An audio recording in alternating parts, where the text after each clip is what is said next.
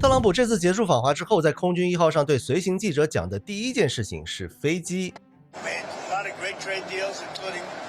他说，中国已经答应要买200架波音客机，然后呢，他还特意得意洋洋地加了一句，后续可能会加到750架。200架飞机，这听起来很多嘛？但是对特朗普来说，一开口他没有提关税，没有提芯片，没有提伊朗，飞机是第一个脱口而出的成果，这个很奇怪吧？在今天，波音到底算是个什么体量的公司呢？要知道，波音现在的市值差不多是1700亿美元。那这个数字听起来很大，但是呢，在今天的美国股市里，它连前100名都排不进去了。要知道，现在有5万亿美元市值的英伟达，是接近4万亿美元的苹果，还有超过1万亿美元的特斯拉。那算一下比例，一个英伟达的市值大概能买下30个波音，而且还能顺便找一笔不少的零钱。但是特朗普第一件事情不是炫耀他怎么帮那些同行的几万亿市值的巨头铺路，反而呢是兴高采烈地展示他给这家连美股前100都进不去的百年老厂带回去的大礼。为什么？来，我们先得看看这笔订单到底是个什么概念啊？我们平时坐的飞机呢，绝大多数都是窄体机，最常见的就是波音的737系列和空客的320系列了。那按照目前的市场目录价，200架这种飞机的总价值差不多在170亿到190亿美元之间。所以奇怪的事情就在这儿，不就是100多亿美元吗？苹果一个季度随随便便就能赚几百亿美元，所以呢，为什么这么一点钱，一个总统要激动成这个样子呢？因为啊，这个事儿有几个层面，咱们先讲第一个层面啊，就是这笔订单对波音来说，它已经等了整整快10年了。上一次中国向波音下大规模的飞机订单，还要追溯到2017年的11月，当时也是特朗普第一次访问北京，波音的高管随行，双方呢就签下了一份大单。但是从那之后呢，事情变复杂了。在2018年之前，基本上每3架出厂的波音737飞机里就有1架是给中国的。但是随着2018年的贸易摩擦开始，订单的节奏一下子就乱了。紧接着呢，2019年2架崭新的737 MAX 客机接连坠毁，一共346人遇难的。那个时候，中国是第一个站出来宣布全面停飞737 MAX 的。这个就直接导致了在过去的10年里，波音在中国市场的业务出现了断崖式的下滑。从曾经占据中国民航市场的半壁江山，到后来的订单几乎归零。而欧洲的空客呢，简直就是在旁边端着碗吃席啊！空客几乎独占了这10年里中国所有新增的民航市场。比如说2022年，中国3大航空公司一口气向空客订购了292架客机，总价值高达370亿美元。所以这200架飞机的订单是中国在10年之后重新把门开了一条缝，给波音递过去了一条救命的绳子。而此时的波音呢，正躺在 ICU 里等着这根绳子来救命。来，我们来看看2组数字哈。在2024年，波音全年的营收是665亿美元，而它的净亏损呢，高达了118亿美元。注意啊，这已经不是它第一年亏钱了。从2019年737 MAX 出事开始算起呢，波音已经连续亏损了6年。累计亏损额超过了360亿美元，360亿美元的亏损呢，就相当于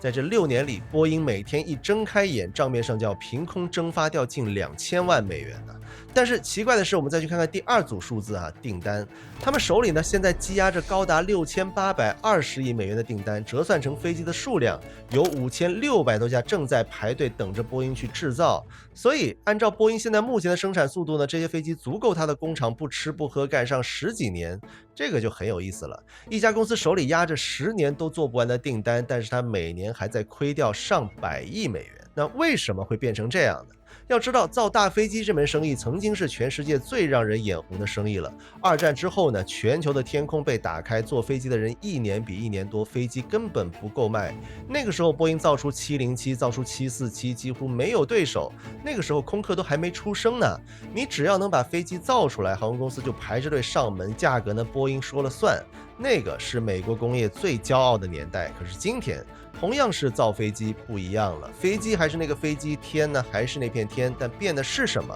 变的是这50年里，资本对什么算是一门好生意的定义彻底改写了。而波音的命运呢，就是在这个改写里一点一点被拖下水的。30年前，波音是全美国最受尊敬的工业帝国，没有之一。那个时候的波音是典型的工程师文化。老波音是什么样的公司啊？当年造747的时候，公司几乎是押上了全部身家在赌啊！一款新飞机赌输了呢，公司就没了。所以那个时候，负责的工程师把行军床搬进了办公室，睡在图纸旁边。那个时候，波音内部有句话：我们不是在卖飞机，我们是在替那几百个坐进进去的人担保他们能活着下来。所以那个时候决定一架飞机能不能交付的是工程师，不是财务，也不是董事会。如果一个干了30年的老技师觉得这个焊点不对，他有权让整条线停下来，没有人会问他停一天线我们要损失多少钱，因为那个时候波音相信一件事情，省那一天的钱可能后来我们要用一架飞机来还。但是这一切在1997年变了。这一年呢，波音合并了它的竞争对手麦道公司，但是结果麦道的管理层用波音的钱反向夺取了波音的管理权。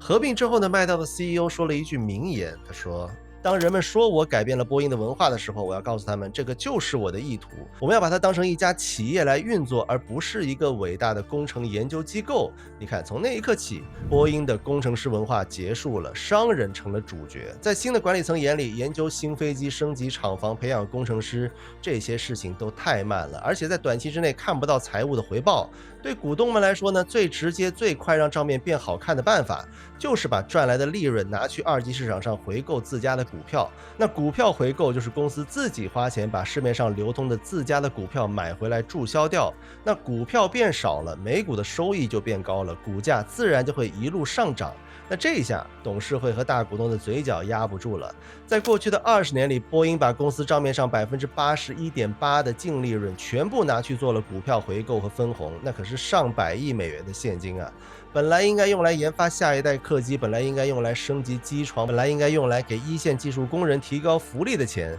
全部变成了高管的工资单。所以为了节省成本呢，波音开始大量的裁撤经验丰富的老员工，安全检测的流程被压缩，于是我们又看到了很多魔幻的事情。18、19年坠毁了2架飞机，应该已经足够引起重视了吧？可是没过几年，2024年的1月呢，一架交付了才2个月的全新的737 MAX 从波特兰起飞，6分钟之后，机身上的一块舱板门在16000英尺的高空整块脱离了飞机。万幸没有人死，靠着安全带机上的100多人全部生还。但是后来的调查结论比掉了一扇门更让人不敢相信。这块门板在工厂里曾经被打开过，为了修里面的几个铆钉，但是修完装回去的时候，固定它的螺栓一颗都没有装上。那这说明什么呢？这说明这个工厂的能力已经不能够相信了。那这下美国联邦航空管理局 FAA 坐不住了，监管机构下了严令，在质量整改合格之前，限制波音每个月制造737系列客机的上限。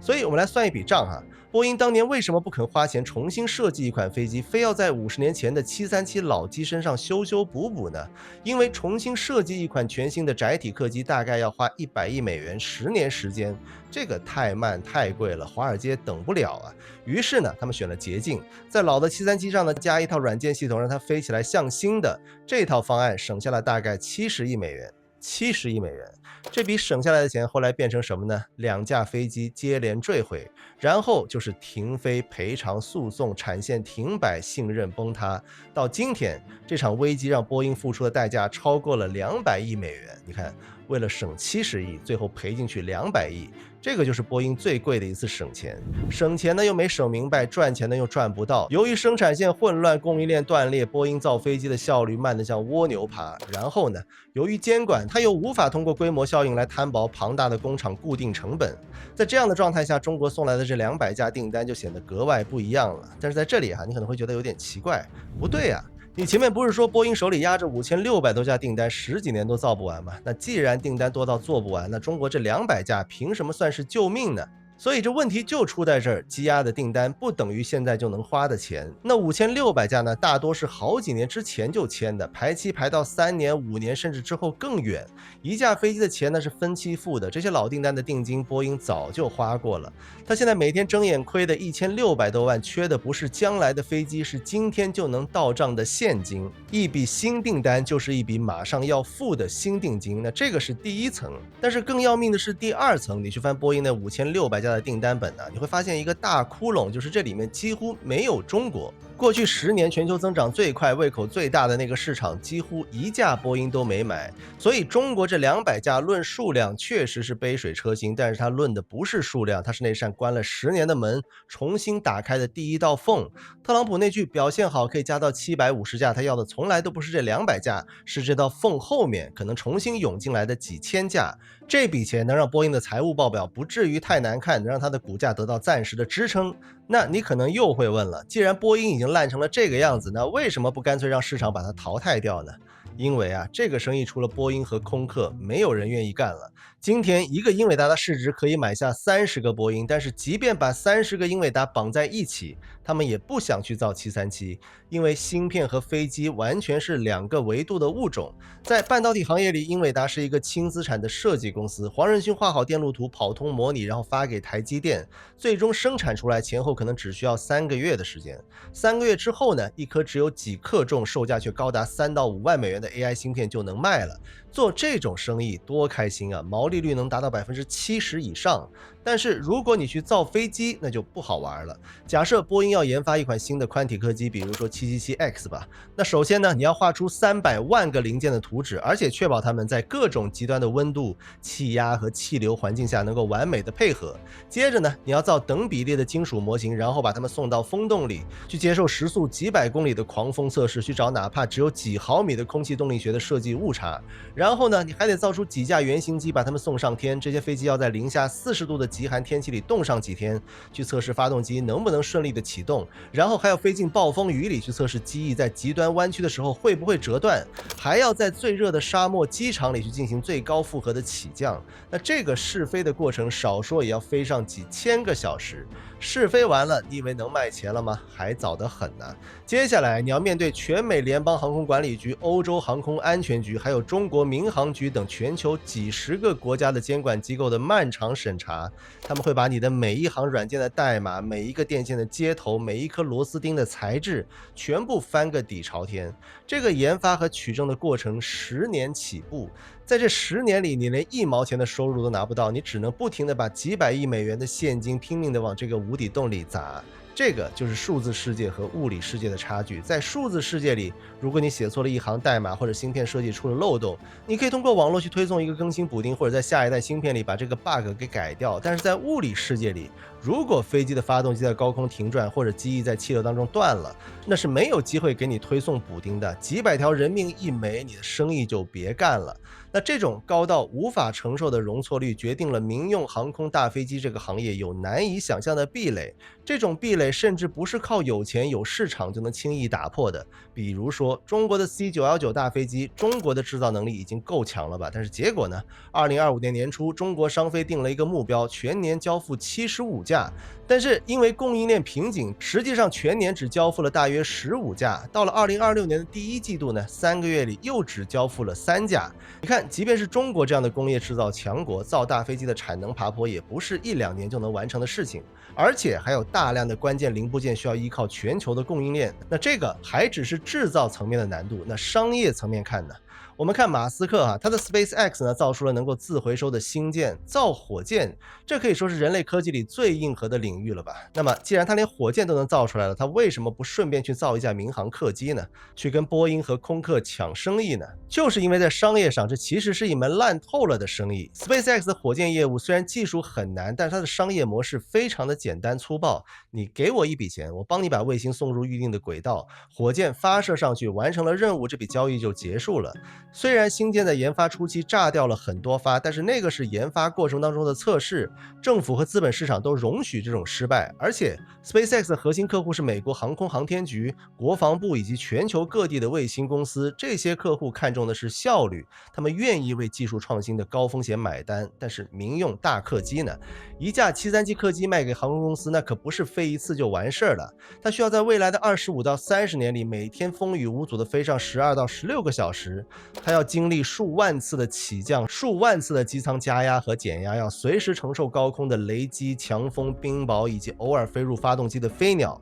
在这么漫长的使用周期里，它还必须保持99%以上的派遣可靠率。也就是说，航空公司随时要飞，这架飞机就必须随时能飞。你不能因为某个小零件坏了就天天趴在机库里修。而且更要命的是，民用飞机的安全性不是开玩笑的。火箭炸了，大家也就是在屏幕前叹口气，看看烟花。但是如果民航客机掉了，那就不得了了。2019年的波音737 MAX 停飞事件，直接导致波音在之后的几年里损失了超过200亿美元的直接成本，它还会毁掉航空公司和乘客对波音这个品牌的信任。这种信任一旦塌方，你花再多钱都买不回来。而且大飞机行业还有一个非常磨人的财务机制，叫做固定价格合同。我给你打个比方啊，就像是一个当红明星10年前签了一份拍戏合同，那个时候的片酬呢定的是500万，合同签死了，价格锁死了，但是10年之后呢，这部戏终于要开拍了，但是这个时候同等咖位的明星片酬早就已经涨到5000万了，物价涨了，团队工资涨了，就连盒饭都从20块一份涨到了50块，但是合同就是合同，这个戏他拍不拍呢？拍呀，不拍算违约呀，赔的更多，但是拍呢，那就是拍一部赔一部。波音现在就是这个明星，航空公司向波音买飞机的时候签下的往往是10几年后的交付合同，价格是固定死的。但是在未来的10几年里，通货膨胀会上涨，工人的工资会上涨，制造机身所需要的原材料的价格会波动。那这个就意味着你在10年之前签合同的时候觉得能赚钱，但是到了交付的时候，你就很可能是造一架亏一架。波音这几年研发的新一代宽体机 777X， 以及给美国总统定制的那个新一代的空军1号，之所以每交付一架都要亏损掉几千万甚至上亿美元，最核心的原因就是被早年签下的固定价格合同给套牢了。所以如果你是一个风投，你会怎么选呢？是去投资一个研发周期3个月、毛利70%、更新换代极快的芯片行业，还是去投资一个研发周期10年起步、需要烧掉几百亿、随时可能会因为一次零部件缺陷就导致整个公司破产的大飞机行业呢？稍微理性一点的资本都会选择离大飞机行业越远越好。那这个也是为什么全世界诞生了无数个互联网巨头和高科技新贵，但是却没有任何一个新的玩家愿意涉足干线客机的制造。所以你发现了吗？从华尔街逼着波音回购股票，到马斯克宁可去造火箭也不碰飞机，再到全世界的风投都绕着大飞机走，这背后其实是同一件事情：资本在用脚投票，钱永远在逃离那些又慢又重又危险的生意，涌向那些轻快性感的故事。芯片、AI、火箭、新能源，这些最贵的那些公司讲的都是未来。那作为一个普通人，你怎么看懂这种资本的流向呢？你怎么知道哪些故事是真的有料，哪些只是击鼓传花呢？答案只有一个，你得能随时追踪这些市场的真实动态。这个就是我今天要推荐给你的本期节目的赞助商 MyTrade 交易平台。MyTrade 呢是一个操作非常简单直观的 App， 上面涵盖了原油、黄金、美股、外汇等超过800种全球热门的资产，主打零佣金、零手续费和低点差。我特别喜欢它手机端内建的 MyTrade GPT 功能，通勤时呢可以直接看它的 AI 摘要，几分钟就能知道昨晚美股、黄金发生了什么事。它的一个优点就是低门槛，随时都能入场，对刚开始接触交易的人来说呢比较友好，不需要一开始就投入太高的成本。另外，它采用双向交易模式，不管市场上涨还是下跌，只要方向判断正确，都有机会寻找交易空间，在震荡行情里也更有操作弹性。当然，平台的安全性至关重要啊 ！MyTrade 拥有开曼群岛金融管理局的授权和监管，同时呢，作为阿根廷国家足球队的官方赞助商，它为客户提供了高达100万美元的资金保险。更贴心的是，它的负数余额保护，万一遇到了极端的行情，系统会及时清零，确保你的亏损绝对不会超过本金。那现在用我的专属链接注册，新手可以先开一个模拟账号，熟悉一下界面，再决定要不要入金，这样比较稳。那用视频下方的新人专属链接注册，还可以领取新人100奖励。大飞机这个行业今天已经变成了一家祖传的非遗百年老店了，现在的年轻人都跑去做金融了，没有人愿意再花上10年的时间去学习怎么打一把铁。所以一旦这家老店真的倒闭了，整条街上就再也没有人能造出铁器了。那现在我们都知道了，造飞机的能力是很稀缺，但是特朗普这么看重这100多亿的订单，还有一个更深的原因，那就是这笔钱最后会流向哪里。我们先来看看 iPhone 啊，一台售价1000美元的 iPhone， 它的屏幕是韩国三星生产的，芯片是台积电造出来的，内存呢来自日本和韩国，电池和各种小配件是中国的工厂造的，最后的整机组装呢也是在中国的富士康流水线上完成的。你想想，当一个消费者掏出1000美元买下这台手机，钱谁赚走了？大部分的硬成本亚洲拿走了，剩下的利润呢，的确回到了美国，但是这笔钱并没有变成美国普通工人的工资啊，它变成了库克和高管们的期权奖励。美国本土的蓝领工人能从这1000美元里拿到多少？答案是几乎为0。英伟达也是一样，一颗售价几万美元的 AI 芯片设计在硅谷，制造在台湾，封装在亚洲。英伟达创造了1万亿美元级别的财富，但是它在美国本土创造的制造业岗位基本上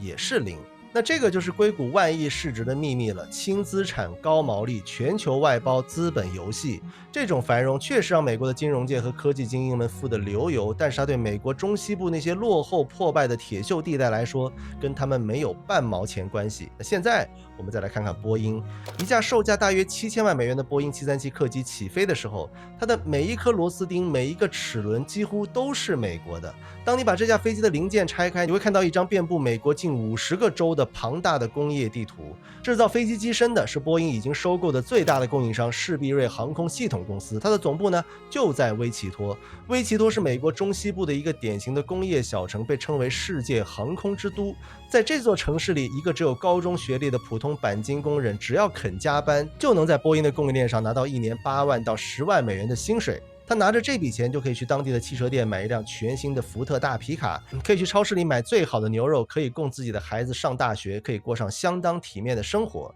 这笔钱在威奇托的社区里顺带着养活了当地的理发店、餐馆、学校和加油站，而威奇托呢，只是波音这张庞大网络里的一个节点呢。除了堪萨斯州的机身，这架飞机的发动机是在俄亥俄州的通用电气工厂里制造的，它的起落架和液压系统呢是在康涅狄格州的工厂里组装的，它的雷达和电子设备呢是在德克萨斯州和加利福尼亚的电子厂里面生产的。最后，这11000家供应商生产出来的300万个零件会运往华盛顿州的雷顿工厂，由那里的数万名的蓝领工人把它们拼在一起，变成一架能飞上10000米高空的客机。而且一架飞机卖出去，那不是一锤子买卖啊，它要服役30年，在这30年里，它要不停的检修、换件、保养、升级，而这些钱大头都流回给了制造它的人。所以行业里有句话叫剃须刀和刀片，刀价便宜卖甚至赔本卖，但是真正赚钱的是你接下来几十年要一直买的刀片。飞机呢就是那个刀架，售后的维护和备件才是刀片。